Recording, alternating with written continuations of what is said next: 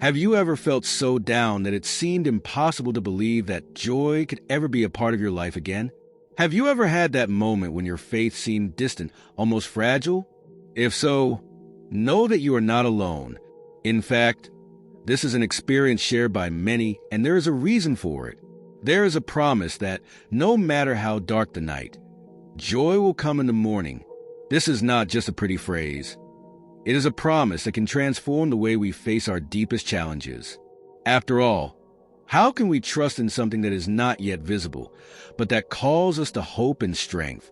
In this video, we will delve into this truth and understand how each painful phase has a purpose, a lesson, and, most importantly, a reward. Let's discover together what this joy that God has reserved for those who do not give up believing really means. Life isn't always smooth sailing, is it? We all go through storms.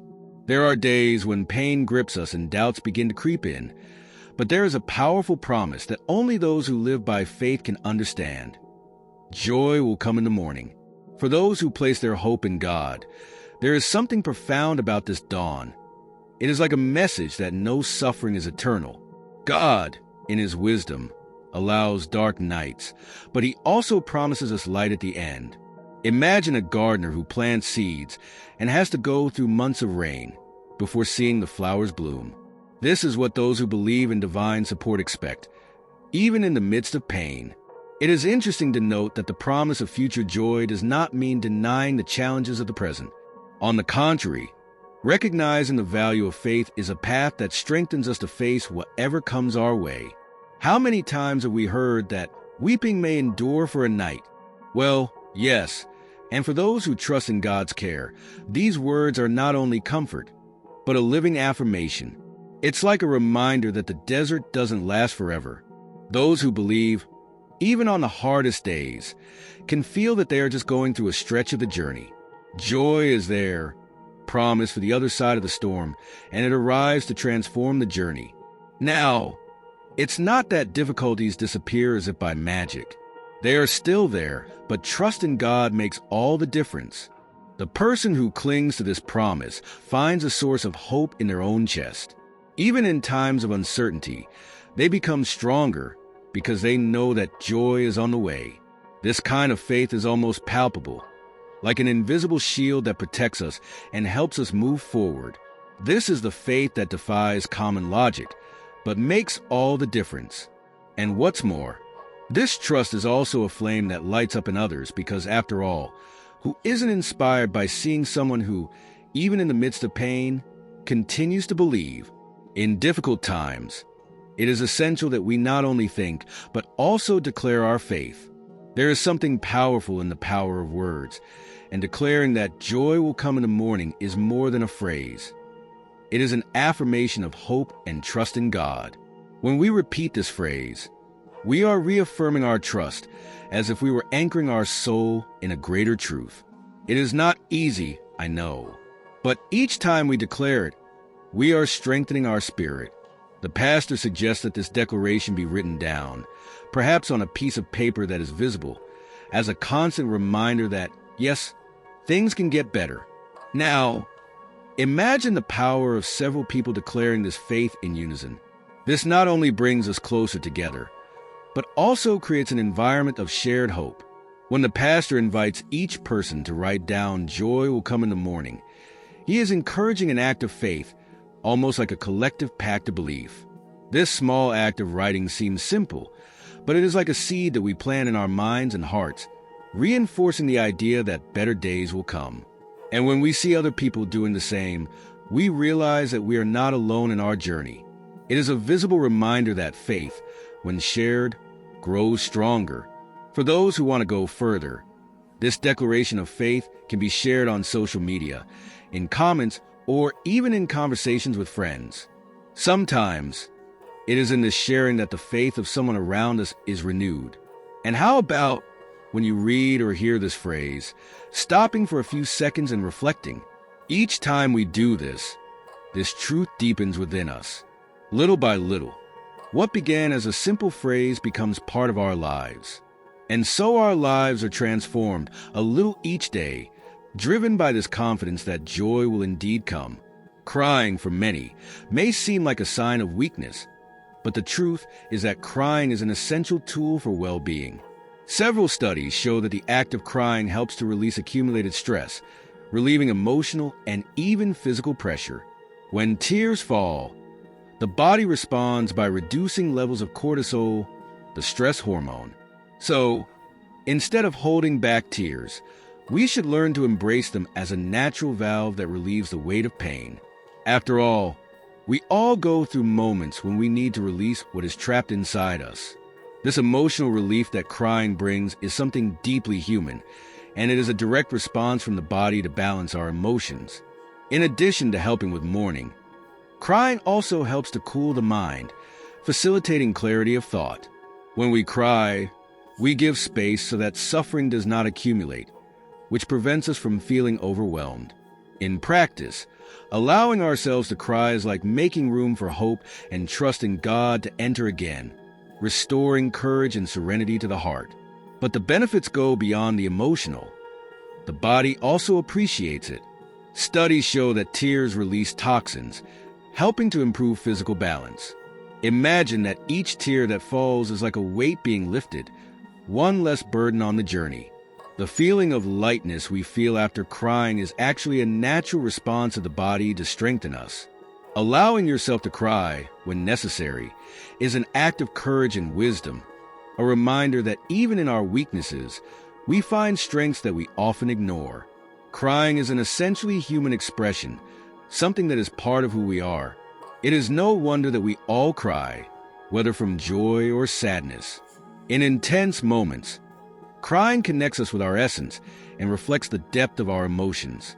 When someone cries, whether out of pain or gratitude, there is a sincere release that transforms what is trapped inside us into a true expression. That is why crying, even though it is seen by some as weakness, is, in reality, a proof of our humanity and sensitivity. This need to cry is in our nature, as it works as a natural valve to deal with intense emotions.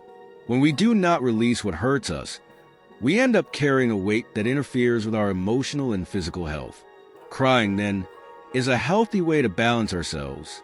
After all, even the Bible shows us moments when great characters cried, such as David and Jesus himself. In these accounts, we see how crying can be a sincere response, a way of expressing both our vulnerability and our faith. Therefore, there is nothing wrong with letting the tears flow when necessary. In fact, each tear we shed is like a silent prayer, a cry for help, or a celebration of something greater. Allowing ourselves to cry is, in a sense, acknowledging the greatness of God and the complexity of our soul. When we free ourselves from the idea that we cannot cry, we open space for a genuine experience of hope, accepting that we are human, fragile, and yet deeply loved. The Scriptures are an inexhaustible source of hope, where each word reminds us that, no matter how difficult the path may be, God promises us comfort. In passages such as Psalm 30, we find this promise. Sadness may last for a night, but joy will come in the morning. In each verse, God shows us that our tears are not ignored, but rather seen and valued. He is a God who keeps each tear, transforming pain into learning and suffering into hope. For those who face moments of deep sadness, this comfort in the Scriptures is a refuge. They show us that pain has a purpose and that, in due time, joy will restore what has been broken. In practice, this means that every difficulty, no matter how heavy it may seem, can be alleviated by faith. Reading a passage of Scripture before going to sleep, for example, can be a powerful exercise in trusting God, helping to renew hope. Each promise written there acts as an anchor that keeps us firm, even in the greatest storms. These sacred words are like a hug that envelopes our soul, bringing peace and strengthening our confidence.